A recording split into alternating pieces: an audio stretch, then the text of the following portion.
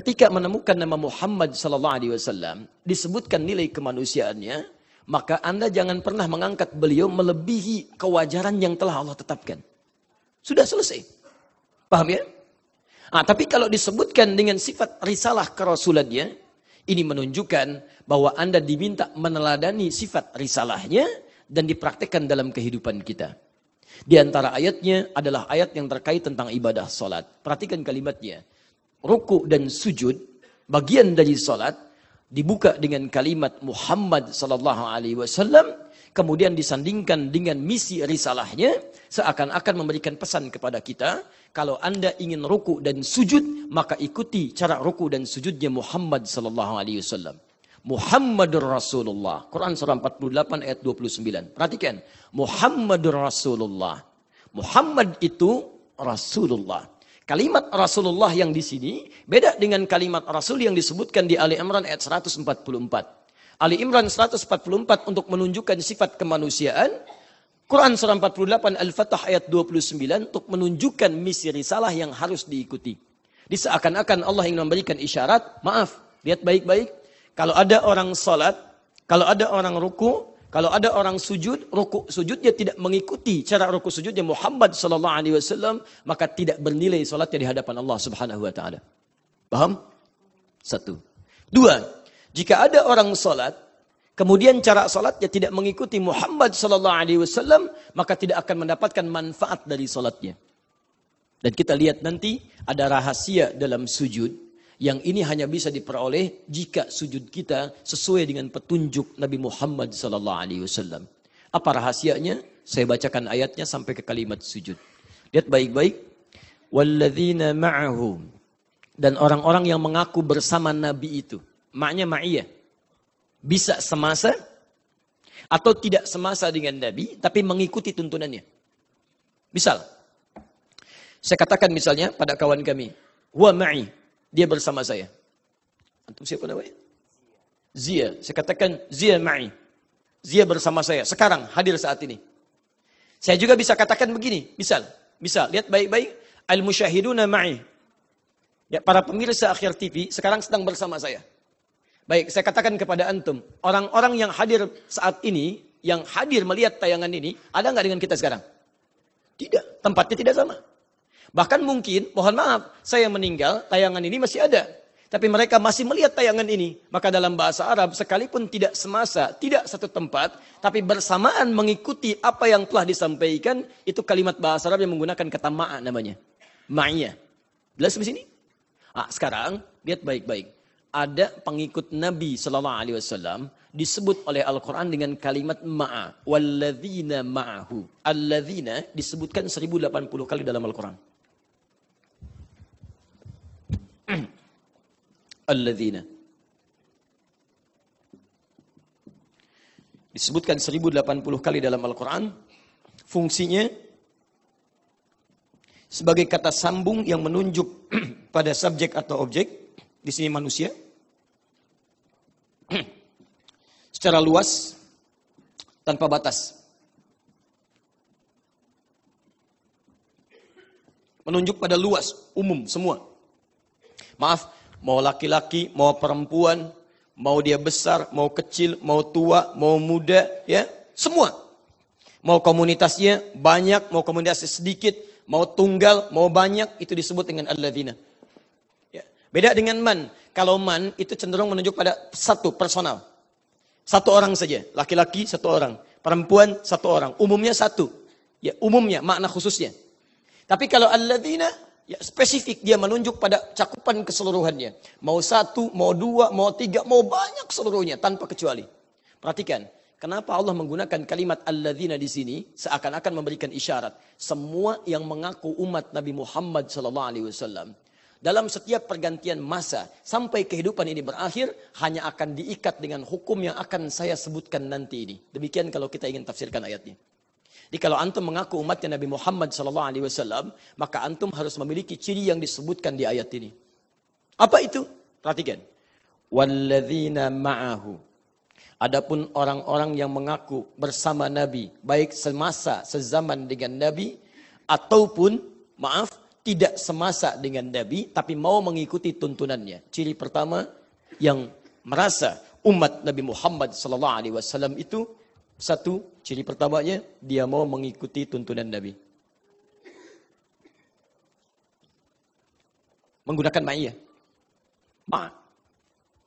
Jadi kalau antum, mohon izin, mengaku sebagai umat Nabi Muhammad SAW, tapi tidak mau mengikuti tuntunannya, maka ada yang salah dalam pengakuan keislaman kita, dalam pengakuan kenabian Muhammad SAW. Awas, nanti poin-poin ini akan disandingkan dengan ibadah. Kalau kita terapkan dalam hal ibadah, antum sholat, tapi cara sholatnya tidak mengikuti tuntunan Nabi SAW, maka ada yang salah dalam pengakuan antum terhadap kenabian Nabi Muhammad SAW. Bahasa paling tegas ya, antum sedang tidak diaku umat Nabi SAW. Jelas ya? Baik. Teruskan. Walladzina ma'ahu, ciri orang yang bersama Nabi itu, kalau mengaku umat Nabi SAW, mengaku mengikuti tuntunan Nabi, maka ciri keduanya, lihat, asyidda'u 'alal kuffar, tegas terhadap segala hal yang menyimpang. Tegas pada penyimpangan.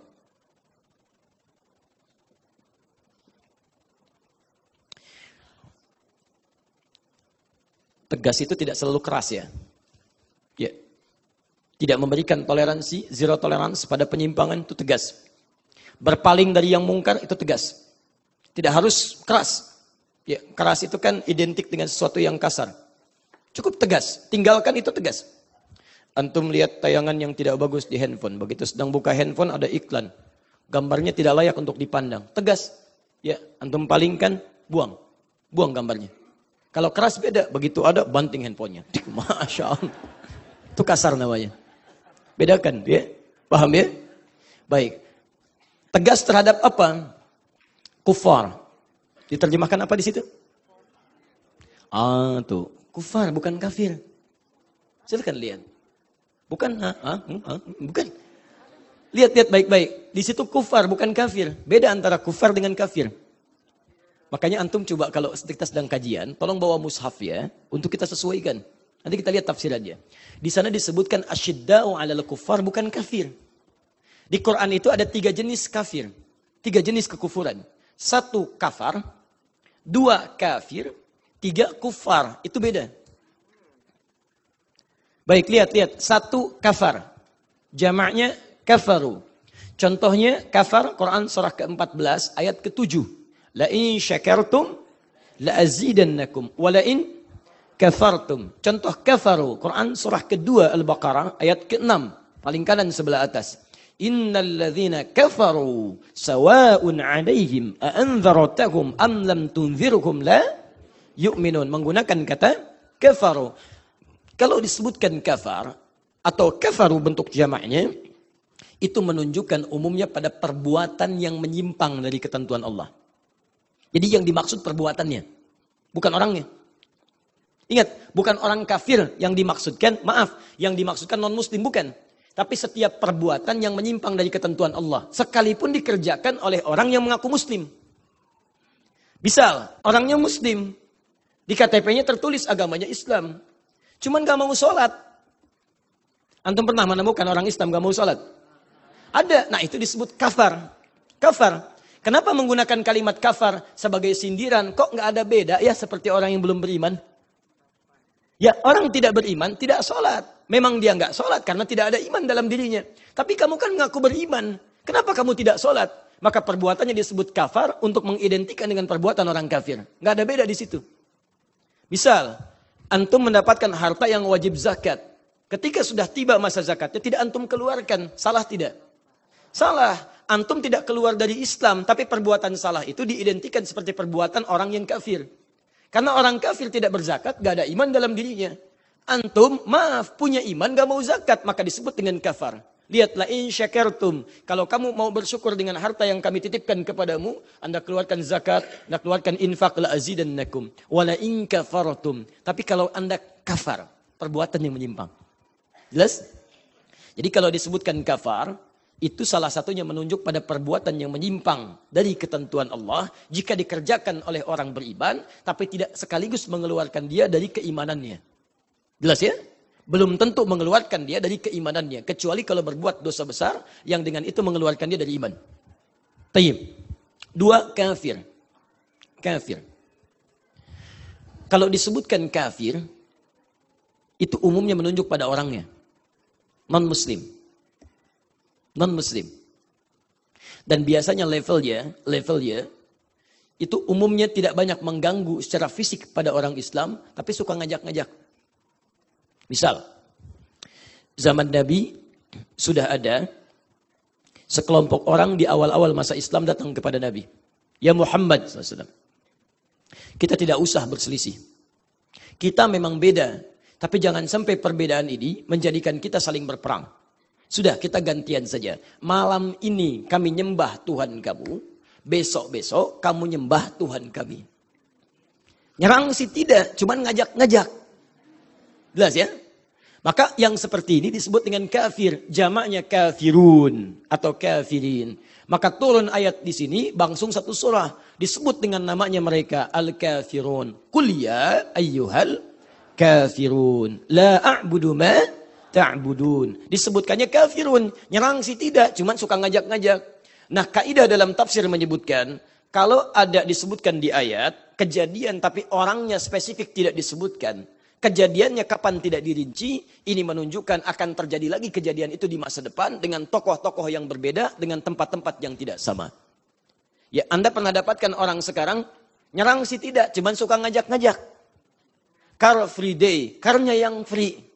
Ngajaknya sih enggak, datang bawa biskuit, Pak minta waktu sebentar. Bapak, yakinlah bawa begini. Ah, itu kan?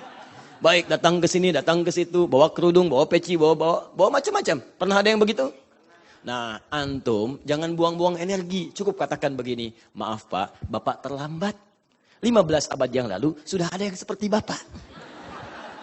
Dan turun surah Qul ya ayyuhal kafirun.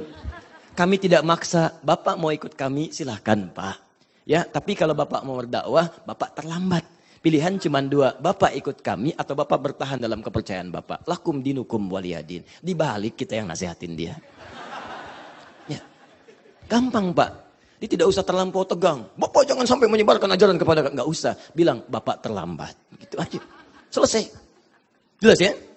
Dan sopan. Kafir itu diserap ke dalam bahasa Inggris jadi kafir.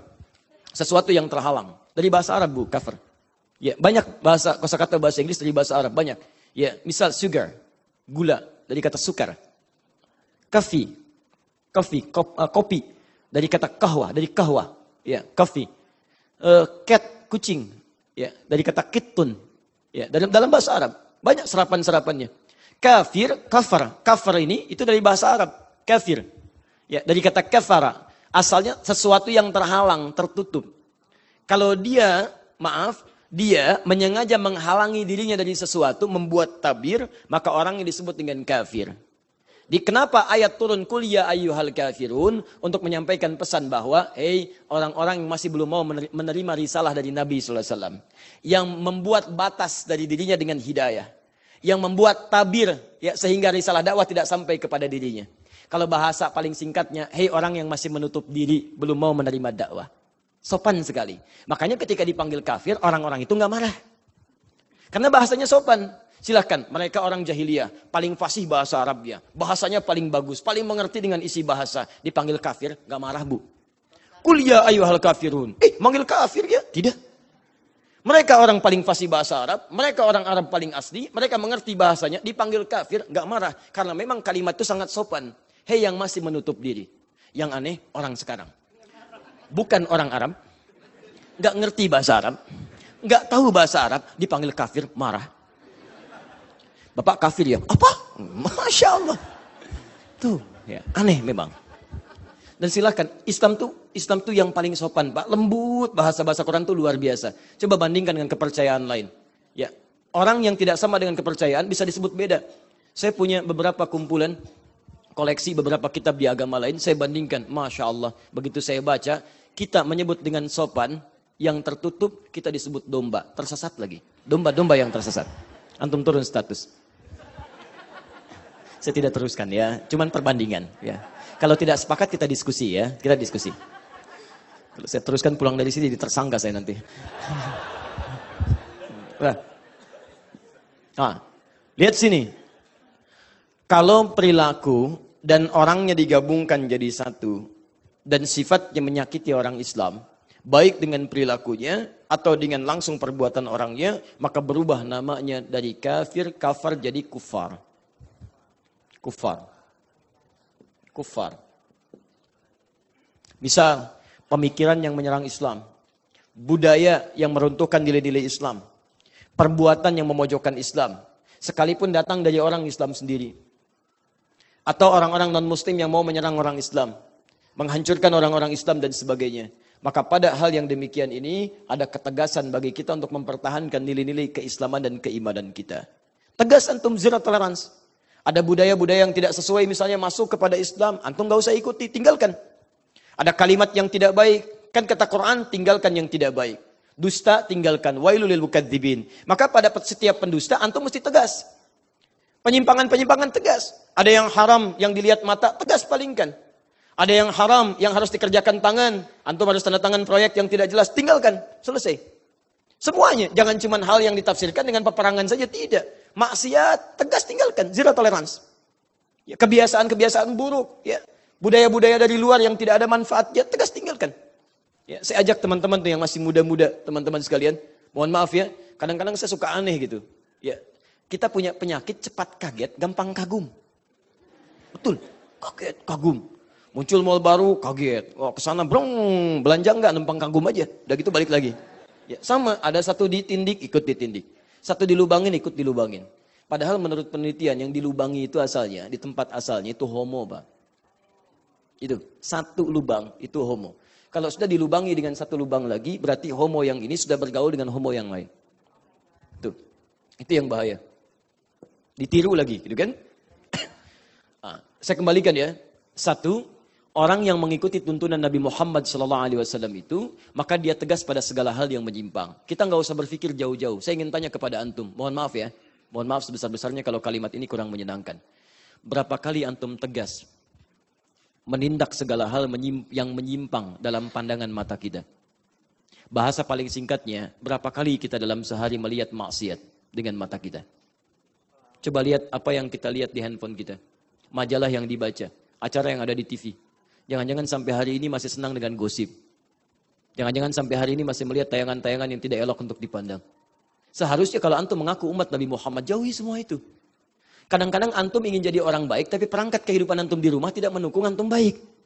Katanya ingin soleh, katanya ingin solehah. Tapi membuka channel di televisi yang membuat antum keluar dari kesolehan itu untuk apa? Menghadirkan hal-hal yang tidak baik ke rumah. Ya antum keluar dari nilai kesolehan itu. Coba lihat berapa kali lisan kita berbuat maksiat. Sampai ke ujung kaki. Demi Allah saya katakan, kalau antum ingin menjadi orang baik, caranya gampang. Tinggalkan segala hal yang tidak baik. Maka antum akan kembali pada kebaikan-kebaikan. Ciri umat Nabi Muhammad itu, ciri yang pertama kata Al-Quran, tegas pada segala hal yang menyimpang. Bahasa paling singkatnya, ciri umat Nabi itu pasti baik perilakunya. Ya, tuh tandanya. Salah.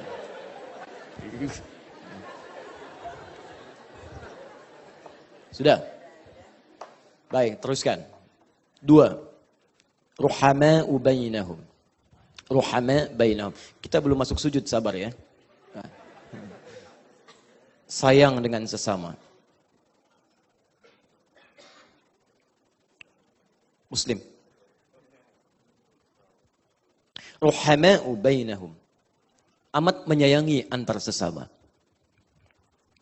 Masya Allah, kalimat sayangnya menggunakan kata ruhama. Dari kata rahmah. Rahmah itu, kalau dinisbatkan kepada manusia, itu bentuk kasih yang rela memberikan segala yang terbaik, sekalipun dalam memberi itu kadang mesti kita menderita. Misal, ini ada minuman. Anda sedang haus luar biasa. Tiba-tiba datang teman Anda, haus, sama-sama haus. Anda sangat haus, dia pun sangat haus. Minumannya cuma 1 gelas. Saya tanya pada ibu, begitu dia datang, dia muslim, ibu muslim. Pertanyaan saya, apakah ibu berikan air ini sepenuh gelasnya atau ibu bagi 2? Atau saya ganti pilihannya. Apakah ibu berikan ini dibagi 2 atau tidak dikasih sama sekali? Baik. Lihat baik-baik.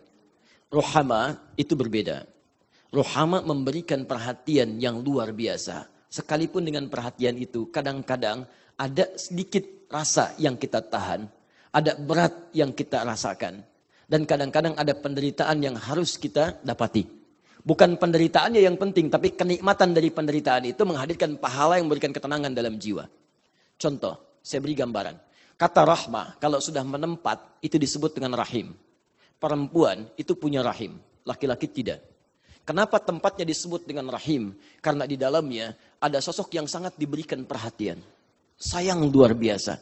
Sekalipun pemberian sayang itu rela menjadikan yang memiliki rahim menderita kadang-kadang untuk bisa memberikan perhatiannya. Mau miring kanan, berat. Miring kiri, susah. Mau terlentang, sakit juga diderita. Tapi nikmat saja nggak ada masalah. Yang penting yang di dalamnya merasakan ketenangan. Nikmat. Ya, begitu keluar, terlahir, hadir dalam pelukannya, Masya Allah, terasa hilang semuanya itu. Ada kebaikan-kebaikan mulia tampil di hadapannya. Karena itulah kenapa disebut dengan rahim. Sebagian ulama yang sangat peka mengatakan, kenapa bayi menangis ketika dilahirkan? Kata mereka salah satu hikmahnya, karena mereka khawatir, takut tidak mendapati lagi kasih sayang yang ada dalam rahim ibundanya. Tuh.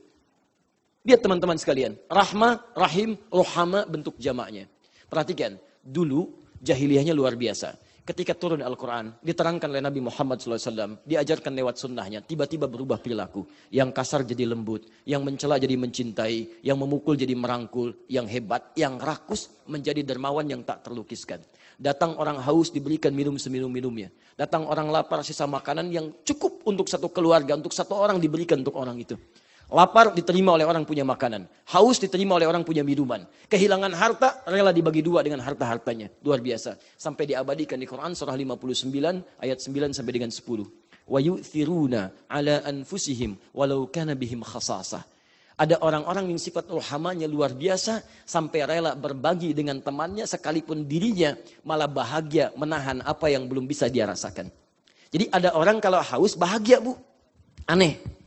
Dia punya minuman, dia haus, datang orang lain. Dia itu lebih bahagia memberikan pada orang dibanding minum sendiri. Coba lihat. Jadi ada orang yang bahagia ketika orang lain bisa menikmati apa yang ia miliki. Dia sendiri tidak mendapatinya. Wah, level itu susah, Bu. Datang orang haus. Haus ya? Masya Allah. Tuh. Itu bukan rohama namanya. Kita kehilangan ini. Kita kehilangan ini. Perhatikan turunan hadisnya. Al-mu'minu lil mu'mini kal bunyan yashuddu ba'dahu ba'dha. Saking ruhamanya mukmin satu dengan yang lainnya bagikan satu bangunan yang saling menguatkan. Ya, malah maaf.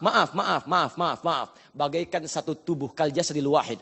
Idza staka minhu 'udhun, kalau satu sakit yang lain merasakan. Ini dicubit, ini terasa, ini terasa, ini terasa. Pertanyaan saya, maaf ya, kalau ada sebagian ikhwah kita yang memiliki persoalan, apakah kita punya rasa yang sama? Demi Allah saya katakan, saya beberapa hari sering menangis. Kita kehilangan ini. Kita kehilangan ini. Kok bisa tetangga Anda kebanjiran, Anda yang foto-foto? Ceklik, banjir. Apa yang tidak menggerakkan hati Anda untuk menolong dia? Kok bisa ada orang kejang-kejang kesetrum, Anda malah sibuk merekam? Kejadian petugas PLN kesetrum. Masya Allah. Anda kenapa nggak bantu dia? Mungkin dengan pergerakan Anda yang cepat, bisa cepat menolong orang yang dimaksudkan. Ada orang yang nekat mengakhiri hidupnya, ingin bunuh diri, ingin lompat dari ketinggian, malah sibuk video dari bawah. Terjadi live siaran langsung, ada orang mau bunuh diri. La haula wala quwata illa billah. Anda ini kenapa sih? Yang paling aneh, pada sesama muslim itu saling menyerang, berselisih, saling serang satu dengan yang lainnya. Pada yang tidak seiman, kok pada baik? Bukan berarti nggak boleh baik. Pada yang tidak seiman, kita baik. Pada yang seiman seharusnya lebih baik. Coba silahkan cek berapa banyak orang saling berselisih di media sosial. Saling hina itu, saling celah ini, saling celah itu. Demi Allah saya katakan, saat Anda sedang mencela saudara Anda sedang keluar dari umatnya Muhammad SAW. Sedang keluar. Karena kalimatnya menggunakan ma'iyah. Ma'ahu, nih ma'ahu tuh. Saking pentingnya dihapus. Ya. Lihat. Semoga Allah ampuni dosa orang menghapus.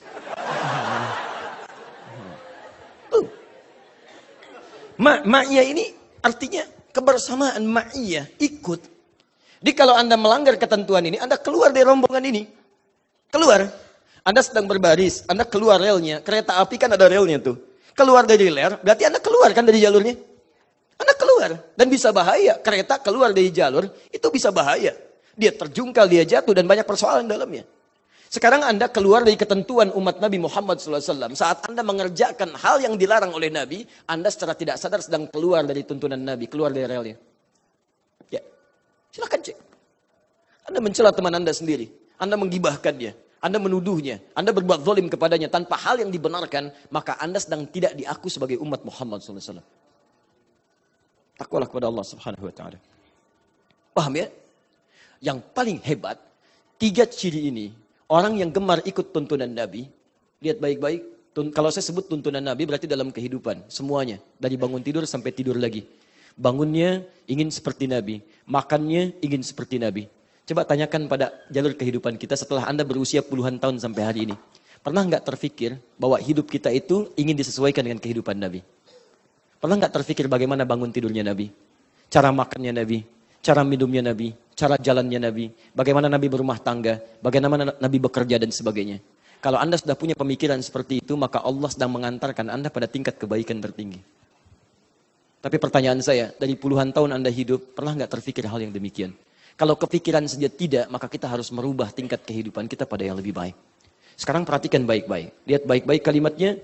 Nah, ciri-ciri ini, 3 hal ini, salah satunya bisa kita latih bagaimana menghadirkan senang pada tuntunan Nabi, muncul sikap yang baik untuk menepis segala kemungkaran, dan kita konsisten mengikuti segala kebaikan yang dicontohkan oleh Nabi. Salah satunya bisa dilatih lewat bagian dalam ibadah sholat.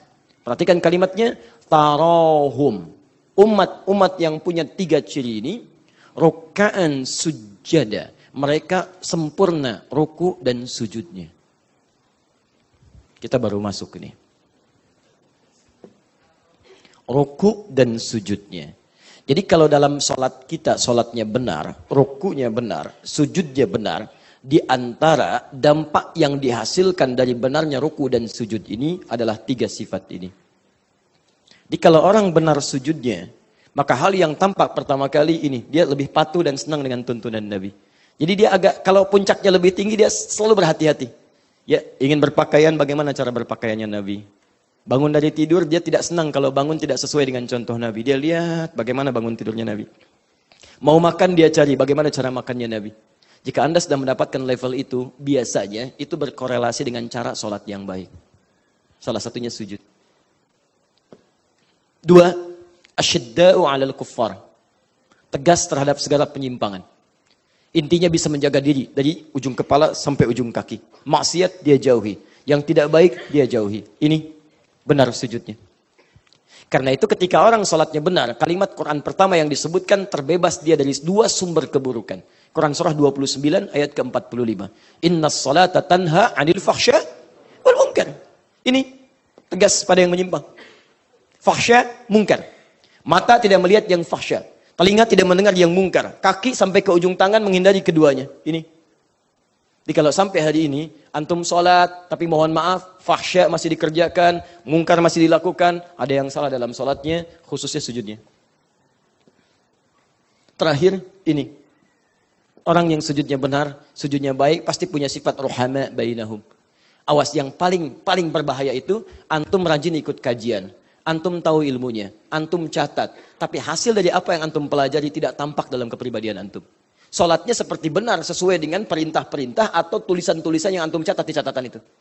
Angkat tangannya begini, Masya Allah, sejajar dengan bahunya. Rukunya sempurna, sampai dengan sejajar kepala sampai bagian belakangnya. Tapi Masya Allah, ketika melihat teman, celak sana, celak sini. Masya Allah, selisih sana, selisih sini. Ini begini, ini begitu. Ada yang salah dalam sholat antum.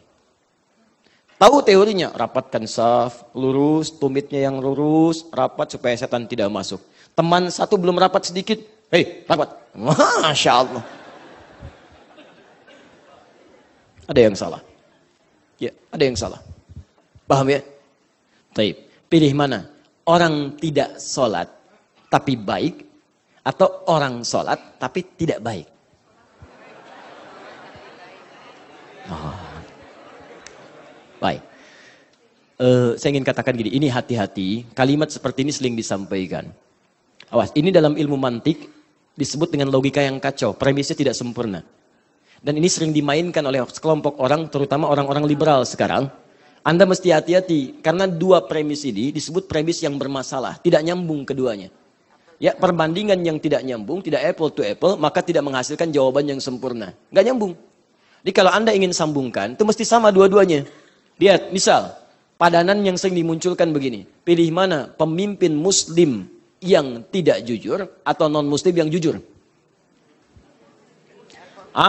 Kalau Anda ingin bandingkan muslim yang jujur, bandingkan dengan non-muslim yang jujur pula. Non-muslim yang tidak jujur, bandingkan dengan muslim yang tidak jujur juga. Itu baru sebanding.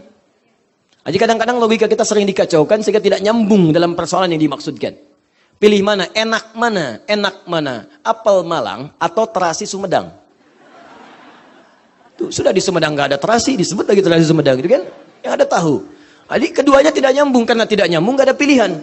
Maka itu hati-hati ya, hati-hati. Kecuali dengan standar yang sama, level yang sama. Misal, pilih mana? Non-muslim yang tidak jujur atau muslim yang tidak jujur juga? Pilih mana? Yang tidak jujur. Jangan pilih kedua-duanya. Jangan pilih. Jelas? Jadi maksud saya, kenapa kita belajar untuk menyempurnakan sujud, kita evaluasi dulu. Saya tidak suka menyampaikan langsung ke materi, tapi kita tidak paham dengan materi yang kita pelajari.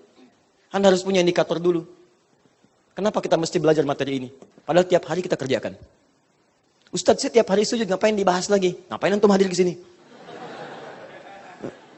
Coba ukur. Jangan-jangan selama ini ribuan kali sujud, tapi hasilnya nggak ada. Gitu, untuk apa? Nah, kalau hasil ini bisa kita dapati, misal, dampak sujud antum itu ada, maka antum dapat hadiah langsung dari Allah Subhanahu wa taala. Yabtaghuna fadlan minallahi wa ridwana. Orang-orang yang sujudnya benar, itu lebih daripada ruku. Allah akan berikan kesempatan pada dirinya untuk mengabulkan doa-doa yang ia mohonkan, khususnya dalam sujudnya. Jadi orang yang sujudnya benar dengan ukuran-ukuran ini, salah satu kemuliaannya bukan hanya mengantarkan pada tingkat tertinggi ketika dia di surga. Tapi orang ini satu, di dunianya mendapat kemuliaan dari Allah, doa-doanya akan cepat dikabulkan, bahkan langsung dari sujudnya. Nanti saya tunjukkan hadis-hadisnya. Cepat terkabul doa. Satu, keistimewaan sujud yang benar adalah cepat terkabul doa. Satu, pelan-pelan. Ini saya turunkan dalil-dalilnya. Dua, satu, cepat terkabul doa. Jadi kalau sujud antum benar, punya ukuran khususnya 3 hal tadi, senang dengan sunnah-sunnah Nabi, ya sikapnya baik terhadap sesama, kemudian tidak suka dengan hal-hal yang Allah dan Rasulnya larang. Jadi begitu antum kemudian berdoa khususnya dalam sujud, seketika bisa dikabulkan. Baik. Dua, akan nampak kenikmatan dan kesenangan dalam ibadah. Jadi orang yang sujudnya benar, itu akan berdampak nikmat dan senang dalam ibadahnya.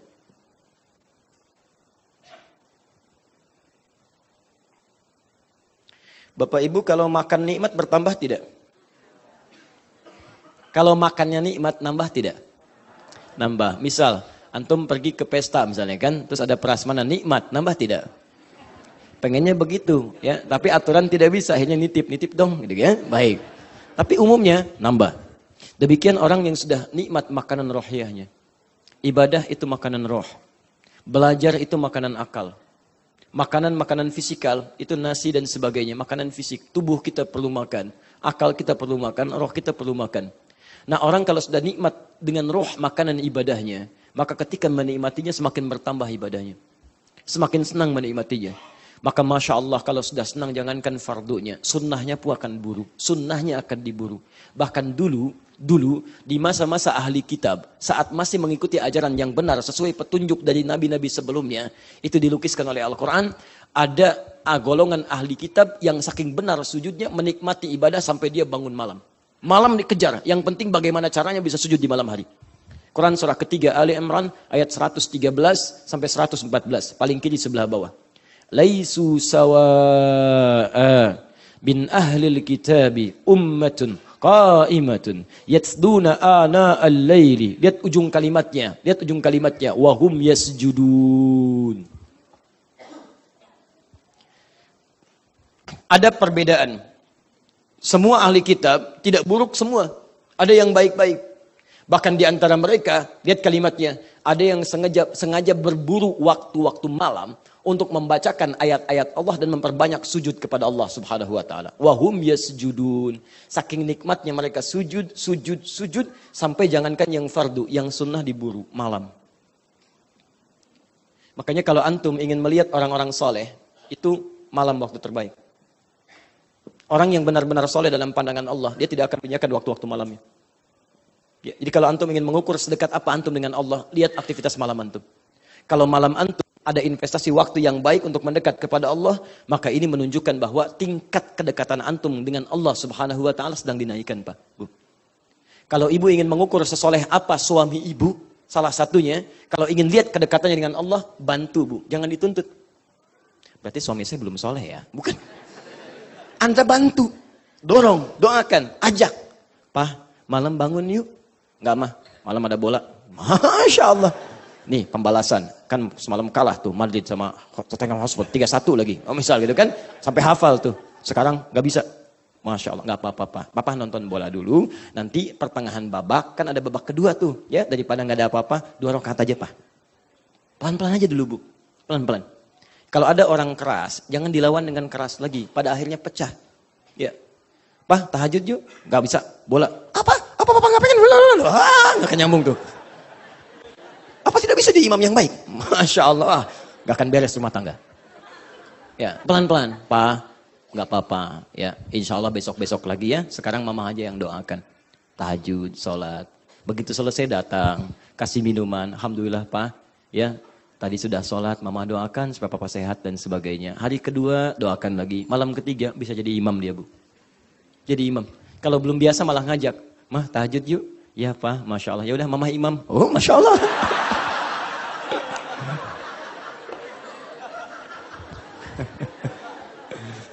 Berarti ibu punya masalah serius ya.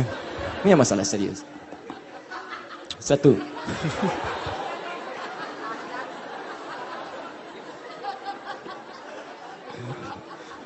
Antum belum sarapan ya. Agak lambat antum senyumnya. Aduh. Nih Bu, Pak. Ya. Makanya antum catat, antum lihat. Gampang kalau ingin jadi orang soleh. Malam maksimalkan. Ini kalau nikmat sujudnya, ini ibadah akan diburu. Ya. Bahkan Nabi pernah mengatakan, ni'mal abdu Abdullah.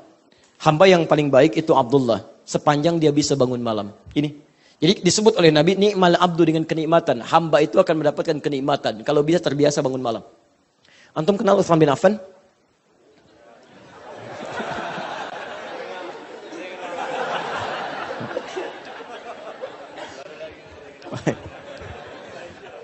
Sehat ya. Utsman bin Affan itu kaya luar biasa. Hartanya banyak, asetnya ada sampai sekarang. Tapi kenikmatan terbesarnya bukan saat omsetnya bertambah. Datang harta bukan. Tapi saat waktu malam tiba. Kata Imam An-Nawawi, ya saya sering ungkapkan kalimat ini, ada di kitab At-Tibyan fi Adab Hamalatil Quran, terbitan dari Kutub Al-Islamiyah, warna merah marun, paling kanan sebelah atas halaman 38. Paragraf pertama baris 1 sampai 2. Kata Imam An-Nawawi, kata beliau, Utsman itu sangat menikmati malamnya sampai tahajud, sampai khatam Al-Quran. Diburu. Jadi kalau seseorang sujudnya itu bagus, maka nikmat. Antum pernah dengar Sufyan ibn Uyainah? Masya Allah. Ada kisah menyebutkan, dan beberapa sahabat tabi'in yang lain juga luar biasa. Itu pernah sholat sunnah di depan Ka'bah. Saat rakaat pertama sujud dia, temannya melihat. Begitu tawaf, ini Ka'bah, tawaf temannya, berbalik, tawaf pertama, ini masih sujud yang pertama, belum bangun. Tawaf yang kedua, masih sujud, belum bangun. Saking nikmatnya sujud, sampai tawaf yang ketujuh yang terakhir masih belum bangun dalam sujudnya. Saking nikmatnya. Ya coba cek, kalau antum sudah menikmati sujud yang seperti itu, maka ada suasana yang akan berbeda dalam kehidupan kita. Demi Allah saya katakan, kenikmatan di hati, ketenangan di jiwa, kedamaian di rumah tangga, ya dan kenikmatan dalam seluruh aktivitas kita. Ini sujud. Jadi maksud saya, kalau antum bekerja belum tenang, di rumah belum tenang, dengan Allah belum dekat, coba lihat, mungkin ini belum sempurna, walaupun setiap hari antum sering sujud. Ini masalahnya mungkin. Ya. Dan nanti solusi itu bisa hadir ketika antum memohon kepada Allah. Di puncak tertingginya. Nanti saya berikan rahasianya saat kita praktek. 3.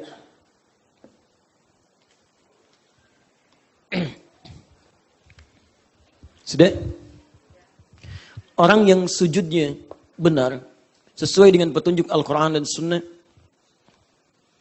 maka dia bisa mendapatkan kenikmatan puncak surga tertinggi bersama Nabi SAW. Seorang sahabat pernah bertanya pada Rasulullah SAW, "Ya Rasulullah, saya ini bukan Nabi, tapi saya begitu rindu dengan engkau.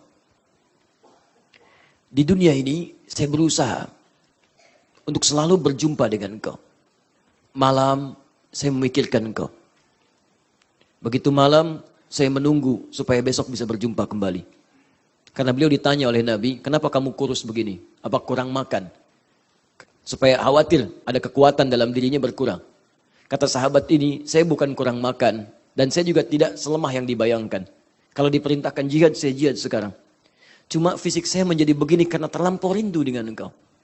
Kalau siang saya menunggu berjumpa dengan engkau. Kalau malam saya tidak bersabar untuk berjumpa dengan engkau. Tapi yang paling membuat saya terfikir luar biasa, sampai saya sulit menyentuh makanan, bukan karena enggak kuatnya. Ya, mohon maaf, lihat kalimatnya. Sampai sekarang saya berpikir, saya ini bukan seorang nabi. Saya khawatir kalau saya meninggal, saya tidak berjumpa lagi dengan engkau saat di akhirat nanti. Engkau seorang nabi, engkau seorang rasul. Surgamu tingkat yang paling tinggi. Sementara saya bukan nabi, bukan rasul, saya hanya orang biasa. Sekalipun Allah perkenankan saya masuk ke dalam surga, saya tidak tahu apakah akan berjumpa dengan engkau." Anda bisa bayangkan, seorang yang pernah melihat dan hidup dengan Nabi, begitu rindunya berjumpa dengan Nabi saat berpisah sementara waktu. Maka bagaimana dengan kita yang tidak pernah menatap dalam kesehariannya? Peluang kita hanya bisa berjumpa Nabi di akhirat nanti. Maka apa jawab Nabi kepada orang yang dimaksudkan tadi? Masya Allah, turun ayat Quran di sini dan turun keluar kalimat Nabi SAW. Ayat Quran yang turun adalah Quran surah keempat, An-Nisa ayat 69. Perhatikan ayatnya. وَمَنْ يُطِعِ اللَّهَ وَالرَّسُولَ فَأُولَٰئِكَ مَعَ الَّذِينَ أَنْعَمَ اللَّهُ عَلَيْهِمْ مِنَ النَّبِيِّينَ وَالصِّدِّيقِينَ وَالشُّهَدَاءِ وَالصَّالِحِينَ وَحَسُنَ أُولَٰئِكَ رَفِيقًا. Ada ayatnya? Tayyib, lihat. وَمَنْ يُطِعِ اللَّهَ وَالرَّسُولَ. Siapa yang mau menaati Allah dan Rasulnya. Faulaika ma'al ladzina an'ama Allahu 'alaihim, maka orang-orang itu akan disatukan oleh Allah, diberi nikmat, dikumpulkan di surga bersama orang-orang yang telah diberikan, ditetapkan nikmat oleh Allah kepada mereka. Siapa mereka itu? Minan nabiyyina, dari semua nabi. Ada anbiya, ada nabiyyin, itu beda. Kalau anbiya, beberapa nabi. Makanya di surat Al-Anbiya tidak semua nabi dikisahkan, beberapa nabi saja.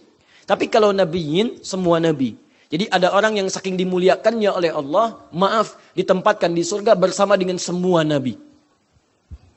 Pak, tetangganya siapa? Saya Ustadz Fulan, Masya Allah. Bapak siapa? Syekh Fulan. Bapak siapa? Kiai Fulan. Kalau Anda siapa? Depan saya, Nabi Ibrahim. Belakang, Nabi Musa. Kiri, Nabi Isa alaihissalam. Kanan, Nabi Muhammad sallallahu alaihi wasallam.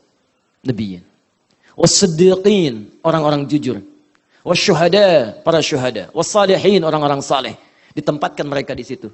Wahasuna ulaika rafiqa. Dan itulah teman-teman terbaik yang mengiringi Anda di surga. Kata Quran, ada teman-teman terbaik di surga. Siapa teman yang lebih baik dibandingkan Rasulullah SAW? Tidak ada. Dzalikal fadlu. Nah ini, dzalikal fadlu. Itulah keutamaan terbaik. Fadlu. Ini. Lihat teman-teman sekalian. Mendapatkan tempat tinggal di surga bersama orang terbaik, khususnya Rasulullah SAW dan para nabi lainnya, disebut oleh Allah, ini teman terbaik dan ini keutamaan yang paling mulia. Surga yang paling utama. Nah, ketika turun ayat ini, apa yang Nabi sampaikan pada orang tadi? Lihat kalimatnya. Alaika bikathratis sujud. Alaika bikathratis sujud.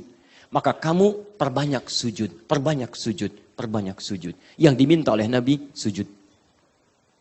Di orang-orang yang banyak sujudnya, Orang-orang yang benar dalam sujudnya, nikmat sujudnya bukan cuma dunia yang Allah berikan kepadanya, tapi akhirat diberikan tempat yang terbaik. Karena itulah ketika sujudnya benar dikembalikan ke Al-Fatah ayat 29, lihat kalimatnya. Lihat, tarahum rukka'an sujjada yabtaghuna fadlan minallahi wa ridwana. Fadla. Disebutkan di ayat ini, orang sujud dia minta fadlun. Di antara makna fadlun, keutamaan yang Allah berikan saat di surga. Makanya ketika orang sujud, motivasinya macam-macam. Ada orang minta dunia, tapi orang-orang terhebat dia meminta akhirat kepada Allah Subhanahu wa taala. Saya ingin bersama Nabi, ya Allah. Ya Allah, saya tidak pernah menatapnya, ya Allah. Ya Allah, saya rindu kepada-Nya, ya Allah. Ya Allah, saya ingin berjumpa dengannya, ya Allah. Ya Allah, mohon berikan kesempatan, ya Rab, ya Rab, ya Rab. Jangan sampai akhir kehidupan saya di surga nanti tidak berjumpa dengan Rasulullah SAW. Sujud dia minta. Ini poinnya. Jika antum ingin merasa berjumpa dengan Rasulullah SAW, maka perbanyak sujud. Minta. Dan semoga Allah kabulkan, insya Allah. Tidak cukup dengan amin ya, kita mulai dulu. Karena tidak semua orang sujud bisa mendapatkan keistimewaan itu. Surga belum didapat, dunia pun belum bisa diraih. Karena itu, bagaimana caranya mendapatkan semua ukuran kemuliaan ini, kita harus belajar cara sujud yang baik.